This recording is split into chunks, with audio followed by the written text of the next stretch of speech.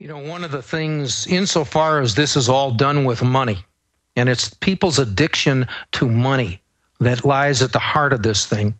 I mean, you can pay the people, they're going to just follow orders. They don't know what's going on. They know payday is on the 1st and the 15th, and that's all they need to know. The reason government can be so free with this money is because they can spin it out of thin air. They use fiat currency. If you wanted to restore a government that was responsible to the people, one of the first things you do is get back to a gold and silver-based currency. Because now the magicians can't out of thin air. Exactly. Now the magicians, again, they get the whole world out of a lie. People will kill for $100, and it's all just made up crud. And women, I mean, even educated women, they see a suitcase of money, they just literally fall to their knees, most of them. Fast cars, houses, it's all crud. And these people will fall to their knees for a lie when they could stare out at the sun, the stars, creation, and actually see the true wealth all around them. Yeah, it's a terrible situation, and it involves values. All right? It's a situation, we do that because we are no longer in a nation per se. They are encouraging to think in terms of being in an economy. In an economy, you have a completely different system of values than you do in a nation. In a nation composed of people, you have values that are conducive to being people. All right, being men and women. In an economy, it's all about the money. Nothing matters. And that's Rand Corporation. Rand Corporation said 60 years ago, we're going to get it away from men being strong and standing up for liberty. We're going to make it all just about money. We control that, and we can do whatever we want by increments. That's exactly right. And they have literally destroyed so much. But again, ideas are bulletproof. They're transcendent. They can be buried, but they can never be killed. If we can simply spread this information, 99.9%, literally 99.9%, of the 7 billion people on this planet, even if you think you're serving the system, you're being destroyed by it. Why not break the trance? Why not join humanity? Why not come in for the big win? That's exactly right. I mean, the majority of people, I think the majority of people agree with what we're talking about right now, although they don't want to make the effort to understand it.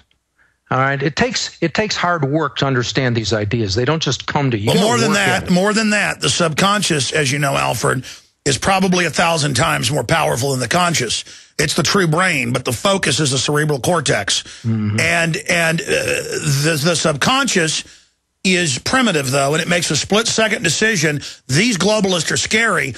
If I face up to the fact that they're evil, I'll know that I've got to resist them. So I'm going to lie to myself and basically just run away from this.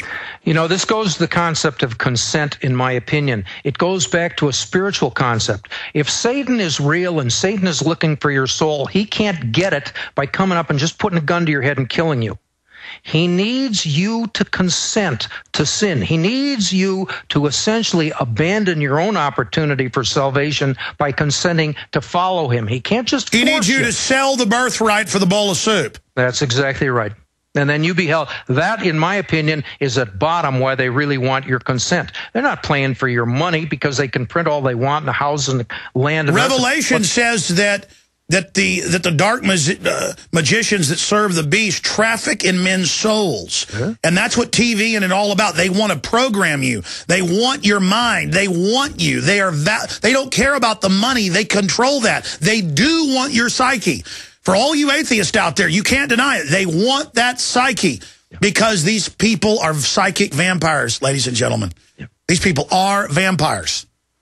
They are vampires. They're not sucking blood down the street. They do that at some of their rituals to stylize it. They want the energy.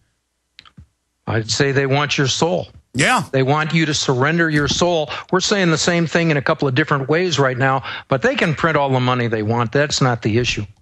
The issue is they're playing for something else, and in my opinion, you know, some people would object, of course, and they'd find it silly, but I think this is spiritual warfare. Everything I've seen, and I didn't come to this as a holy roller. I started studying the law, and the most remarkable thing about that study is it brought me back to the good Lord. I mean, it was not something I was looking for. It wasn't something I was hungry for. It was something that it drives you back, and you begin to see, oh my God, I begin to get this stuff. This is spiritual warfare that's been going on for thousands of years. Well, you're right. And again, the devil the spirit of the world, the God of this world, creates all these fake counterfeits so that when you go to a church, it's not, and so you think, well, this isn't God. Yeah. Yeah, I understand. I went to a 503C church, I don't know, for about 4 or 5 weeks last month or two, and I just couldn't stand it. I just couldn't stand it. I had previously been attending a Bible study class. Well, you should be the preacher. Look, they got these seminaries, and they pick these little weak men and women to just get up there, and that's why this country's gone to hell in a handbasket. I understand. We don't have real clergy in this country. I don't know where they are. There's not many of them. No. It was the clergy that led 1776. That's exactly right. And in part because they did not get a tax break out of the government. When you take that 501c3 church designation, part of the deal is you don't spend more than 5% of your resources on political action. No, you're right. Let's take another call. Profits, they're all over the government. Yeah, that's it. Mitch in Minnesota, thanks for holding. Hey, Alex, how's it going? Good, go ahead. First things first, I just wanted to personally thank you for leading the crusade against the scum of this earth. Pretty awesome. Really inspiring. And I just wanted to ask what else I could be doing to wake people up to what's going on. I mean, I give them the website, I show them the videos, and they either are just totally resistant to the thought, or they just say they can't do anything about it, so they don't care. Well, you have to teach them they have power. Because, yes, even people that are awake feel like they have no power. I would go find an Access TV facility, even if it's 50 miles away, jump through the hoops, get my videos and other videos on air. I would start a local newsletter that you even hand-deliver to maybe 100 homes to start. I would be a leader yourself, and don't ever expect that you are going to fix everything overnight. Just realize that resistance is victory, and that it is the pouring yourself into something that gives it power. It is the commitment. And the teacher appears when the student is ready. We need people who are students, because I'm a student, who are also teachers. And go to events, go to city council, speak about things, and you will see the good come after you to help you, and the evil will come. You know, all these people in denial, I challenge them to get politically involved. And they will run smack dab into criminals everywhere. And you need to experience the criminals, because it's the criminals persecuting you that will give you the power. Mr. Adask, do one more segment with us. I'm going to take a few more calls. Then we've got our guest popping in, and I've got a bunch of news I want to get to as well. But Alfred Adask is our guest. GCNlive.com is the website, and Alfred's website is Adask, ADASK, .wordpress.com. Great guy. We'll be right back. Stay with us. 5 minutes now. I mean, the big things are already happening, as you've noticed, and the world's just going to get crazier. And Alfred Adask, I mean, do you feel it intellectually, but also in your gut? Oh, yeah. I mean, it's you can just feel this all around, and you and I aren't alone. There's people that are going about their lives. They seem to be normal. They're aware. I mean, the hair on the back of their neck is starting to stand up, too. They don't know what to do about it other than just go to work, get some money, and try to pay the rent for the groceries and the rest of that. But the knowledge, the sense, the anxiety it's building, the anger, we're not a minority by any stretch of the imagination. You just can't get people. You know, one of the things I saw years ago at our meetings, we had meetings for Citizens for Legal Reform in Dallas, and I learned that if a speaker made an important point, it was up on the stage, I'd be in the back of the room. The people would just sit there, and they wouldn't make a move. They wouldn't say anything. And if I would clap my hands and just keep clapping they would then, if someone will stand up and speak, then other people will stand up and speak also. But people are scared to death about being the first one to stand up and speak out. It's important that all of us learn to speak out. You will be astonished to learn how many people. You start clapping your hands, you'll find other people clapping their hands too. You will learn that you're not alone. Well, that's right. One person who's morally right is not a minority. You're a majority. And it's all those famous historical examples of somebody says, who's with me to face down this enemy that's coming down the road in 1 hour? And first, nobody stands up. And then finally, one person steps across the line, and then more, and then everybody steps across. Yeah. Or one or two cowards run out the back. Yeah. And it's called hitting the barbed wire. Yeah. That caller was asking what solutions. Hit the barbed wire. Yeah. Hit the barbed wire, folks. It's all about hitting the barbed wire. And don't be afraid that you're alone. You're not. Everyone thinks they're alone because they don't see anyone else hitting a wire.